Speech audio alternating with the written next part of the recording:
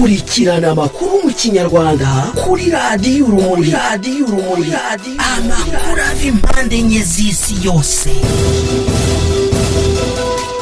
amakuru acukumbuye, amakuru yuzuye ubusesenguzi, nta handi wayasanga uretse kuri radiyo Urumuri.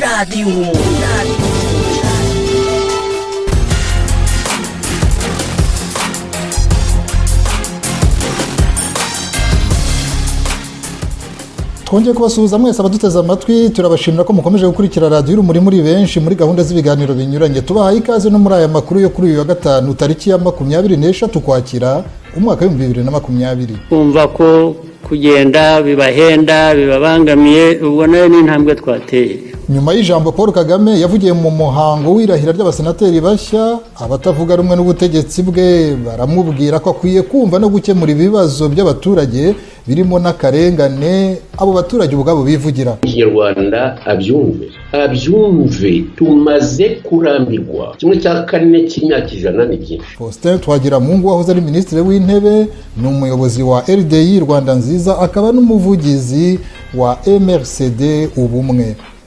Mw'ishyaka Ishakwe Rwanda Freedom Movement basanga ubutegetsi buriho mu Rwanda uretse no kuba bumaze imyaka irenga 26 butita ku baturage ko bugerekaho ko n'ubwabo budashinga. Niyo umunyagitugu ageze mu marembera n'inzego zagomba kugira icyo zimara, ugasanga zihagaze nta kidiho zikora zitegereje gusa. Ni Sixbert Musangamfura n'umunyamabanga mukuru w'iri shyaka. Amakuru dukesha VOA ijwi rya Amerika aratubwira ko inshuti n'umuryango w'umuhanzi Kizito Mihigo bari mu bakomeje gusaba ko hajyaho iperereza ryigenga ku rupfu rwe.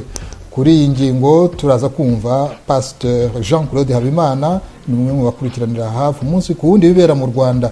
Nubwo umunyamakuru Theoneste Nsengimana akomeje gukururwa mu rubanza aho ubushinjacyaha bwajuriye, ariko akomeje umwuga watuje nk'uko yabitangarije radiyo Urumuri. Rwose nge ndatuje, ndi kwikorera ibyanjye. Umuyobozi w'ikinyamakuru Mubavu turamwumva birambuye mu mwanya. Mu makuru y'ubutabera kandi urukiko rw'ibanze rwa Kicukiro rumaze kongera indi minsi 30 y'ifungwa ry'agateganyo kuri Paul Rusesabagina. Iri fungwa hari abakomeje kuryitotombera bavuga ko mbere ya byose hagombaga no gusuzumwa uko yafashwe ngo kuko bihabanye n'amategeko. Turaza kubumva. Turaza gusoreza muri Leta Zunze Ubumwe za Amerika. Mugenzi wacu Emmanuel Sengariyo aratubwira uko byifashe nyuma y'ikiganiro mpaka cyaraye gihuje abahatanira umwanya wa perezida wa Repubulika aribo Donald Trump na Joe Biden. Ibinyamakuru byaho n'abanyamerika ubwabo barabona ari indurushu ndamahirwe yo gutorwa. Emmanuel Senga aratumara amatsiko mu kanya, mube hafi. Kuri mikro ndi Jean-Claude Murindabe, hano pari muri studio ya kane ya Radio Urumuri, naho Celestin Sebahire niyo wateguye gahunda z'ibiganiro by'uyu munsi, ni nawe dukesha kumvikana neza kwa radio. Uri muri studio ya kabiri ya Radio Urumuri mu Bubiligi, turagushimiye Celestin kuri iyo mirimo yose. Dukurikije amakuru ku buryo burambuye.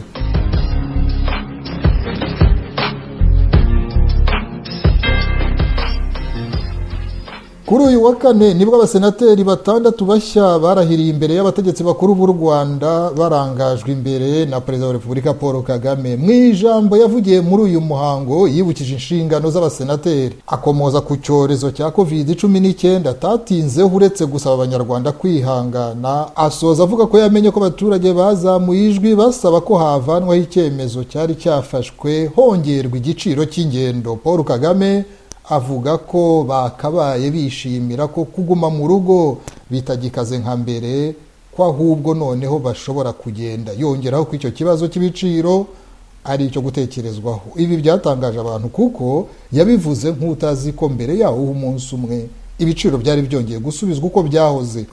Ngira ngo maze iminsi mbona abantu batakamba ku bibazo bya transport, ukuntu abantu uko bibahenda, uburyo iyo bava ahantu hamwe bajya ahandi.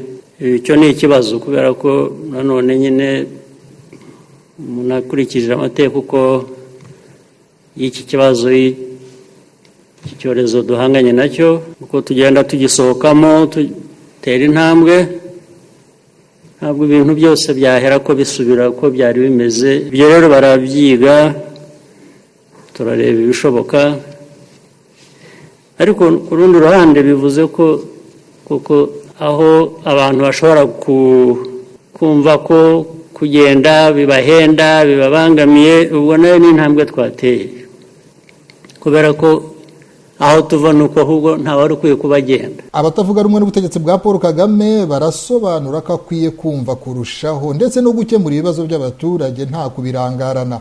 Muri ibyo hari akarengane abo baturage bivugira ubwabo, hagaruka ku kibazo cy'abatarahabwa ingurane kandi barasenyewe Kangondo Nyarutarama. Ubwo Radio Urumuri yavuganaga n'uwahoze ari Minisitiri w'Intebe Faustin Twagiramungu, ubu akaba ari umuyobozi wa RDI Rwanda Nziza ndetse akaba ari umuvugizi wa MRCD Ubumwe, twavuganye ari mu Bubiligi. Navuze ko Perezida wa Repubulika ari ushobora kuba yagira ibisubizo atanga, ariko mbere yuko atanga ibyo bisubizo agomba no gusobanurira abanyarwanda igituma yararetse gutegeka cyane, none abantu bose bagatinya iya mbere ngo atange ibisubizo ku bibazo biri mu gihugu. Icyo namara kukivuga akavuga aho yarari, bizaba ari byiza, abanyarwanda bazavuga bati aho yarari koko, byaba ari ukurwara byaba mu rugendo, bizatuma tubyumva. Kagame rero niba adashoboye kuvuga, intumwa za rubanda zigomba gukora ku buryo bwose hagira uvuga cyangwa nazo zikavuga. Ikindi ni ugukurikiza icyo bita constitution. Ntabwo umuntu utegeka igihugu ashobora kubura ukwezi kose aceceka nkaho ari umwami nyine, abantu natwe tugaceceka tukabura utegeka kandi ntitushobora no kugira n'ijambo dukora. Niba umukuru w'igihugu adashoboye gusubiza ibibazo kubera ko adahari, kubera ko atavuga ko yarwaye, kubera ko atavuga ko yatembereye se, kubera se ko atavuga wenda ko ari mu kiruhuko, ubu tugahera mu gihirahiro, ndabona tugomba gushaka ubundi buryo bwo kugira ngo igihugu cyacu kiyoborwe neza. Kangondo abantu barasenyewe, icyo cyumvikane gityo ko basenyewe batanabwiwe ko hari itariki bazaza gusenyerwa. Barasenyewe gusa, mbese nk'abantu bubatse mu isambu ya Kagame, akumva ko abantu bamwubakiye mu isambu ye batamubwira bagomba kubasenyera, bagahambira uturago bakanagenda rwose nta kindi bahawe. Kugeza ubu ntacyo bahawe.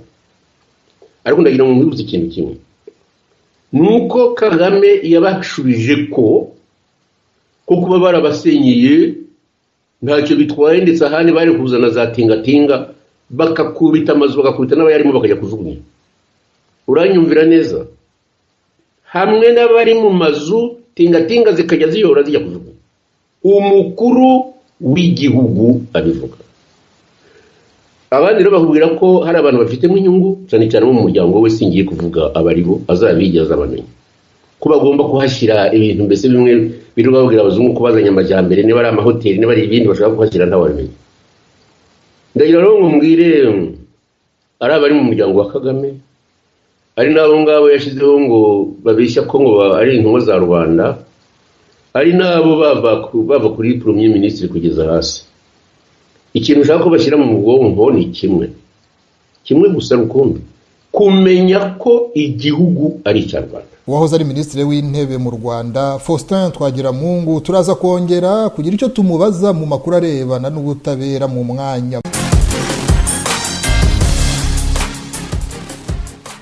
Mu ishyaka Ishakwe Rwanda Freedom Movement baravuga kuretse no kuba ubutegetsi buriho mu Rwanda bumaze imyaka irenga 26 butita ku baturage ko bugerekaho nuko ubwabwo budashinga. Umunyamabanga mukuru w'iri shyaka ni Sixbert Musangamfura. Radio Urumuri yavuganye nawe ari muri Finland ni mu Burayi bw'Amajyaruguru. Leta yashyizeho amabwiriza yo kwirinda, cyane cyane ikurikiza n'amabwiriza akurikizwa mu bihugu bikomeye cyane bifite n'imibereho ikomeye.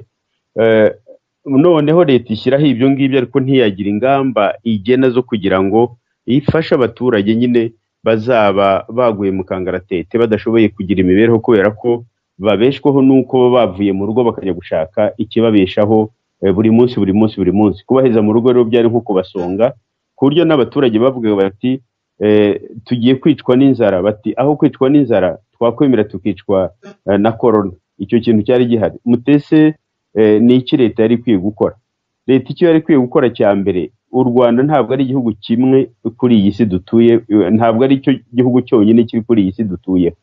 Ibihugu bikennye nk'u Rwanda, bituwe nk'u Rwanda, byagize ingamba bigenda bifata, ingamba zikurikije yuko koko birinda ko icyorezo gikwirakwira, ariko hakaba n'ingamba zo kugira ngo abaturage bakomeze babeho bagire imibereho ifatika.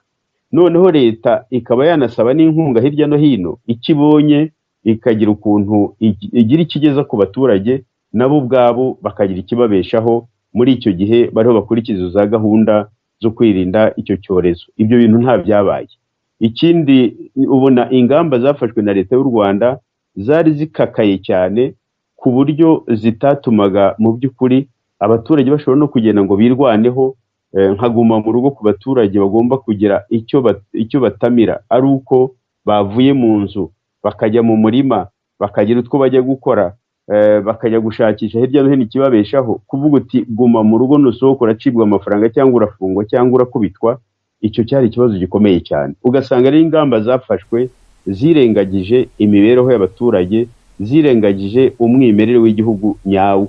Ugasanga ari ingamba z'ukuri zisa n'izafatiwe ahantu mu kirere. Ikindi navuga gikomeye nuko kuva muri kiriya gihe cya corona byahuriranye nuko umukuru w'igihugu Perezida Paul Kagame atagiye aboneka ngo yegere abaturage cyangwa agire n'ibyo ababwira kenshi, kugira ngo nk'uko byagiye biba mu bihugu byose. Ugasanga Perezida wa Repubulika uvuga ko yatowe n'abaturage kuri 99% yari akwiye kugira ibyo abwira abaturage inshuro nyinshi. Hari ukubahumuriza, hari no kubabwira n'izo ngamba ziriho zigenda zifatwa n'inyungu bazifitemo, no kubereka mu by'ukuri yiteguye gukora kugira ngo batabare. Ibyo bintu byarabuze, ahubwo nawe bwaragenda ararigita ntiyaboneka rwose, ku buryo kuvuga rero ngo leta ubutegetsi bwegereye abaturage kandi abategetsi ahubwo baranihishe ntibanaboneke, birababaje cyane. Kandi igihugu cy'u Rwanda hari ibimenyetso byinshi ko cyagiye gihabwa inkunga na banki y'ubukungu ku isi ndetse n'ikigega mpuzamahanga cy'imari. Abo bose bagiye bagerera inkunga leta y'u Rwanda kugira ngo ihangane n'iki cyorezo. Mu bihugu bimwe na bimwe ahari ingorane nk'izo, leta nibura yari kwiye gushyira noneho kugira icyo ishora nibura muri ibyo byo gutwara abantu n'ibintu. Niba ariho hari ingorane cyane, nibura ikagira icyo ihashyira kugira ngo umuturage wazonzwe na corona yo kongera no gusongwa n'abo bantu, kuko nabo ubwabo bariho bagerageza kwirwanaho mu turimo bakoraga, kubera ko nabo ntibagikora nk'uko bakoraga mbere.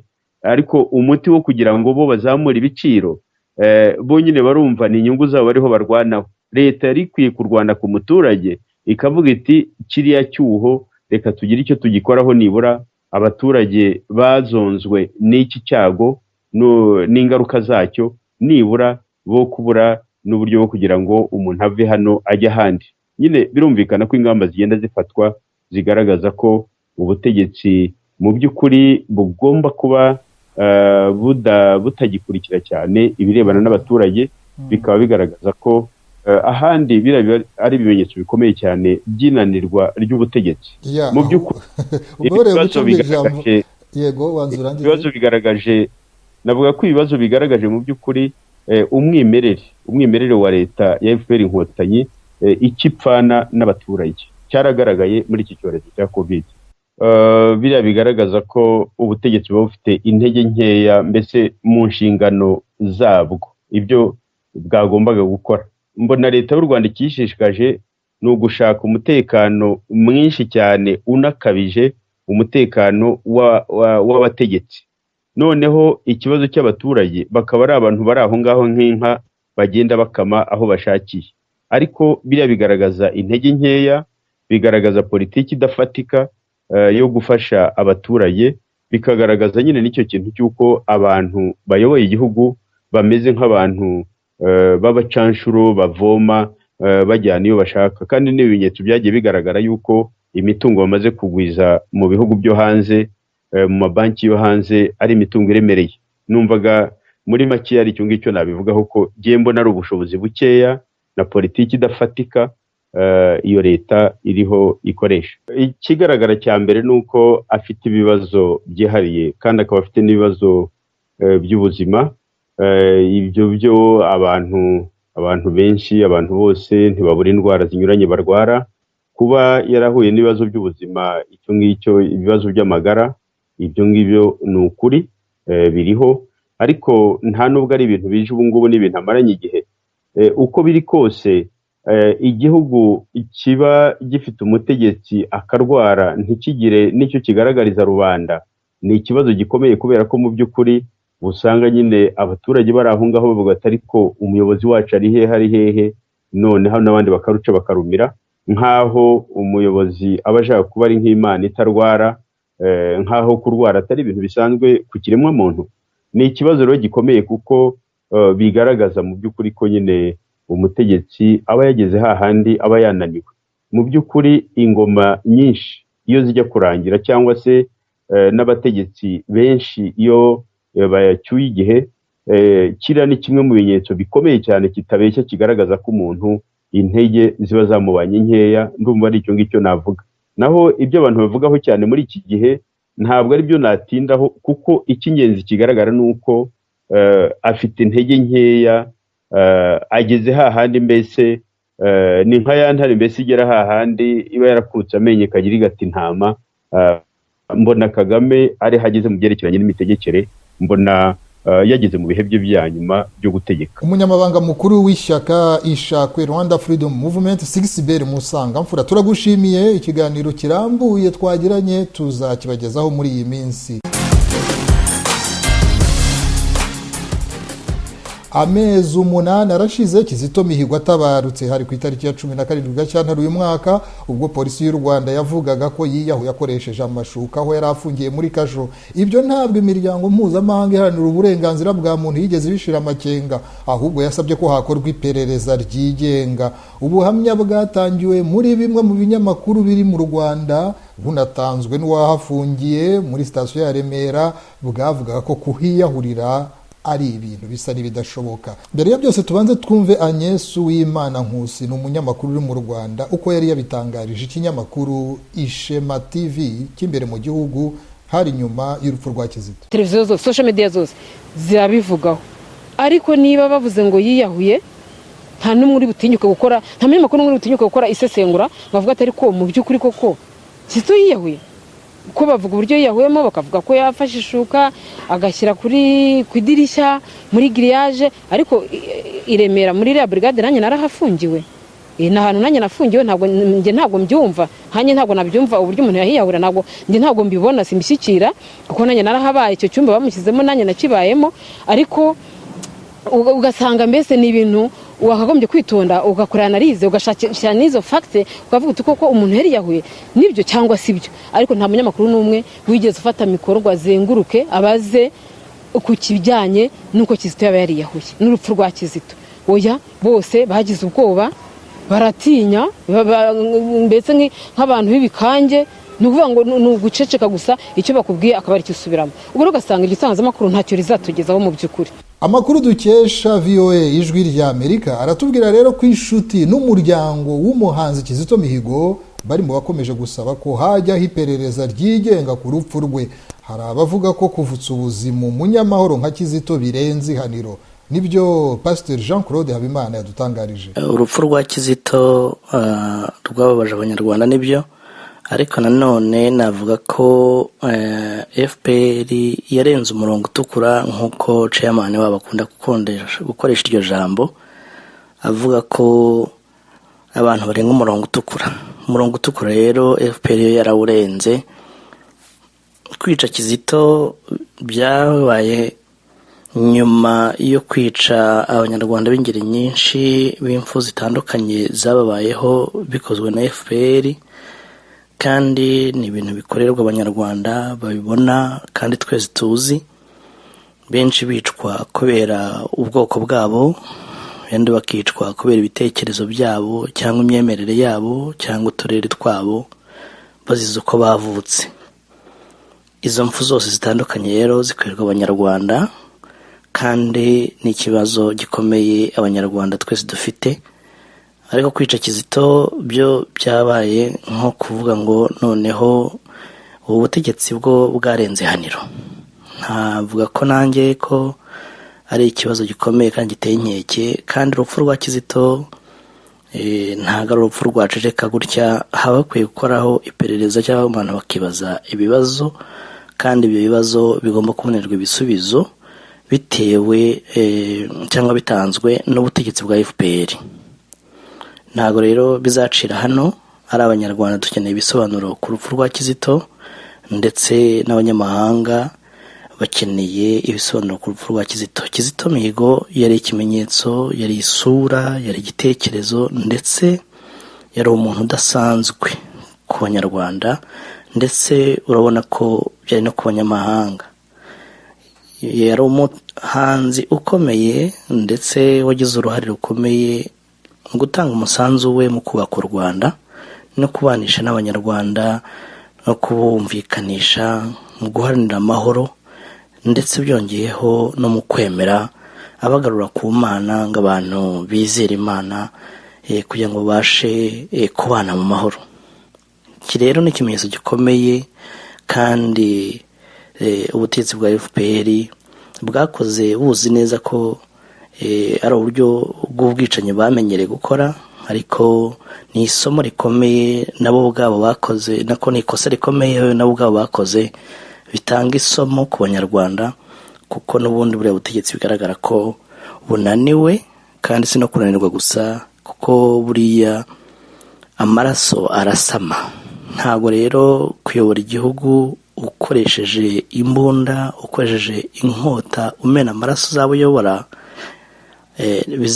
bizatanga umuti, ahubwo bitiza imbaraga mu kurangiza no gusenya ubwo butegetsi. Ni ukuvuga ngo rero FPR ubwayo kubera umurongo yahisemo kugenderamo wo kumena amaraso no gutera ubwoba no gukandamiza abanyarwanda kubera igitugu ndengakamere, biha umusanzu wo kwisenya ubwayo, ku buryo mu minsi iri imbere bigaragara ko ubutegetsi bwa FPR buzaba bwasenyutse busenywe n'ibikorwa bibi bakorera abanyarwanda. Murakoze, Imana ibamugisha. Turagushimiye Pasteur Jean-Claude Habimana.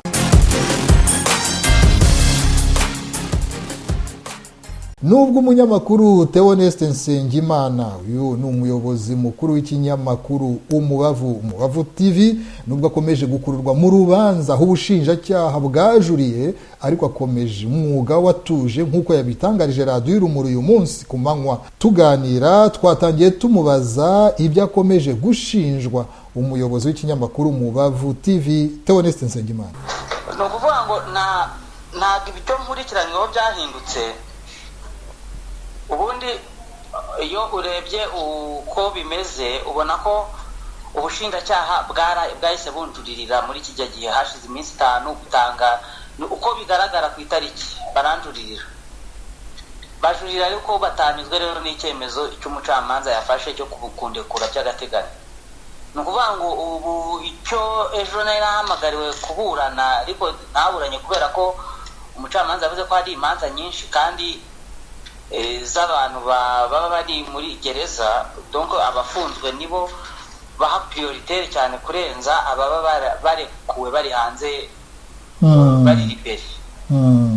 Ubwo rero ibyaha byo ntibyahindutse, ni ukwihesha ikintu cy'undi hakoreshejwe uburiganya, ariko ubushinjacyaha bugaragaza ko muri dosiye bwakoze igaragara ko bwanjuririye ku itariki 15 z'ukwezi ku itariki 19 z'ukwezi kwa 5 2020 karibwo bwajuriye. Ariko iyo turebye mu itegeko icyo riteganya ku muntu wesheje ikintu kwihesha ikintu cy'undi ukoresheje uburiganya, icyaha ndegwa ntaho bihuriye n'ibyo nari ndimo gukora. Rwose nge ndatuje ndi kwikorera ibyanjye. Ubwo icyo ubucamanza burigenga, icyemezo buzafata nzakigiraho reaction bwagifashe. Ntabwo navuga ngo buzandenganya cyangwa buzagira gute. Ubushinjacyaha bwo bufite uburenganzira bwo kujurira icyemezo cyafashwe n'umucamanza, n'uburenganzira bwabo, kimwe nk'uko nanjye naba narenganyijwe nkajurira. Urakoze Theoneste Nsengimana, umuyobozi w'Umubavu TV. Ikiganiro kirambuye twagiranye tuzakibagezaho muri iyi minsi.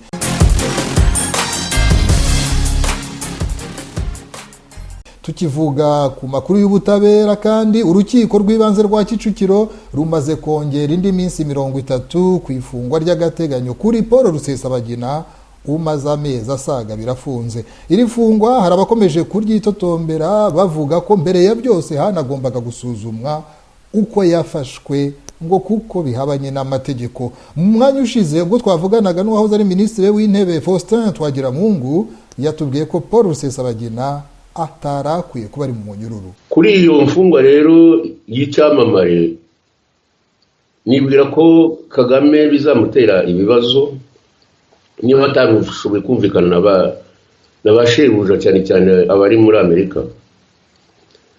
Rusesabagina nta muntu yishe, Rusesabagina nta muntu yibye, ibyo ashobora kuzira n'ibintu bya politiki, kuko nibyo bita mu cyongereza bakunze kumwita ngo ni humanitarian, ariko yashyizeho n'akarusho ajya muri politiki.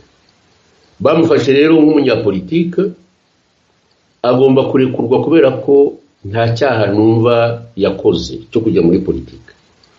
Kuba rero Kagame yarakoze ibimwe bye ngo ashaka kwereka abazungu ko ngo ari umuntu ukomeye cyane nk'abazungu, ajya kukidinapa, arakidinapa, ariko sinzi ko bizarangirira aho ngaho ngo arakidinapa. Nishimutwa kera rero bashimutaga inka, ariko kubona abantu basigaye bashimuta n'abantu ni ibintu bitangaje cyane. Ndagira ngo rero ndangiriza aha ngaha, icyo nasaba ubutegetsi bwo mu Rwanda nuko bwatanga amahoro mu gihugu, igihe tutari twabuhirika ngo buveho tubuvanishijeho wenda imbaraga zacu na demokarasi. Ariko kuri ibi ngibi byo nibwira ko ikibazo cya Rusesabagina kigomba kurangira bwangu.